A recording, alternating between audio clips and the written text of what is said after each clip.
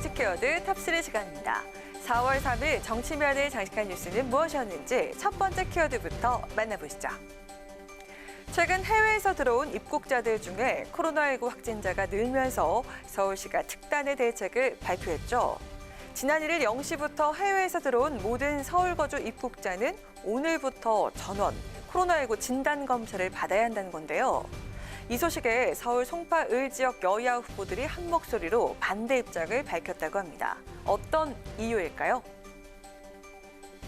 서울 송파구의 잠실종합운동장, 이곳에 하루 평균 약 1,000명의 코로나19 진단검사가 가능한 대형 선별진료소가 들어섰습니다.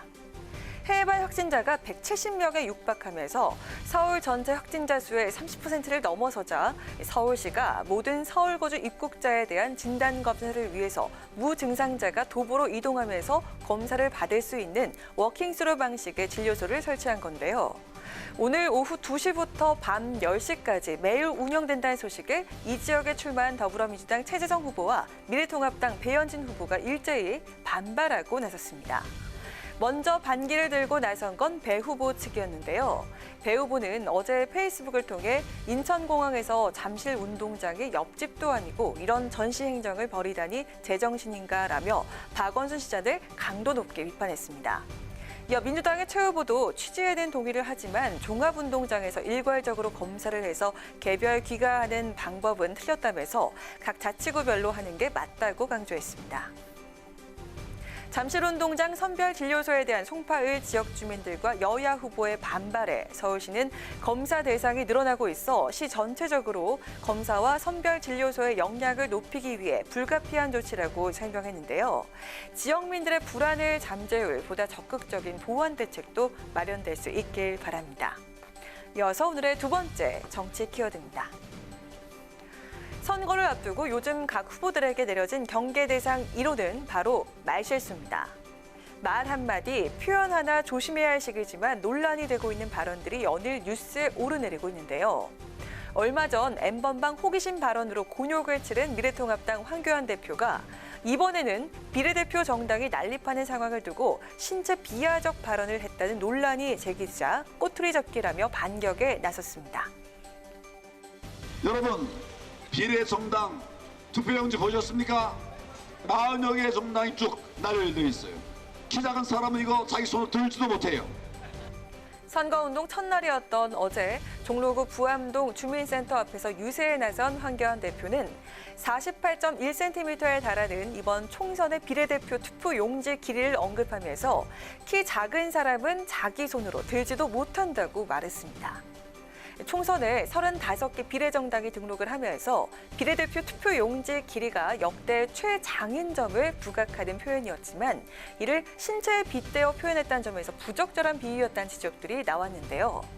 민주당은 오늘 공당의 대표라고 하기에는 언행이 깃털보다 가볍다며 비판했고 정의당은 그야말로 황당무계라고 비판 성명을 냈습니다. 이에 황 대표는 오늘 자신의 페이스북을 통해 사사건건 꼬투리 잡아 환상의 허수아비 때리기에 혈안이라며 적당히들 하라고 불편한 심경을 내비쳤습니다. 자신의 발언이 잇따라 구설수에 오른 것을 정치 공세로 풀이하며 도리어 정권 비판에 힘을 싣기 위한 것이라는 분석인데요. 황 대표는 문재인 정권은 현실을 인정하지 않고 도외시할 수밖에 없다. 해결 방법이 없기 때문이다. 무능은 술책만을 부른다며 정부의 무능을 강조했습니다. 역대 선거에서도 나타난 것처럼 때론 의도하지 않은 발언과 표현들이 선거 전체를 좌우하는 경우가 있습니다. 이번 논란이 여권의 지적처럼 부적절한 비유였는지 아니면 황 대표의 반박대로 사사건건 꼬투리를 잡기 위한 정치 공세였는지 유권자들의 표심에서 나타나게 되겠죠? 마지막으로 세 번째 오늘의 정치 키워드입니다. 네, 이번 총선에서 범여권의 비례정당이 더불어시민당과 열린민주당 이 두 정당으로 나뉘게 되자 여권에서는 친문적통 논쟁이 연일 이어지고 있습니다. 민주당은 더불어시민당에 힘을 싣기 위해 열린민주당과는 분명하게 선을 긋고 있지만 열린민주당은 그렇지 않은 모습인데요. 열린민주당 비례대표 후보들은 오늘 민주당과 열린민주당이 형제 정당이라며 한뿌리임을 강조해 눈길을 끌었습니다. 더불어민주당과 열린민주당 동조 동근입니다. 한 뿌리에서 난 형제입니다. 조금 더 넓게 더 많은 유권자들로부터 지지를 받아가면서 현재 선거운동이 진행되고 있다고 생각을 합니다.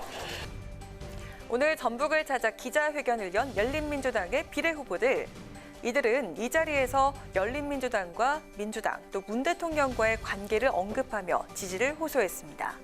특히 비례 4번을 받은 김의겸 전 청와대 대변인은 더불어민주당과는 한 조상 한 뿌리라며 지금은 나뉘어서 가고 있지만 서로를 갉아먹어선 안 된다고 강조했는데요. 자신은 문재인 대통령을 모시고 일했던 사람이라고 밝히면서 문 대통령의 생각과 한치라도 어긋날 수 없는 입장이라고 정통 친문 세력임을 강조했습니다.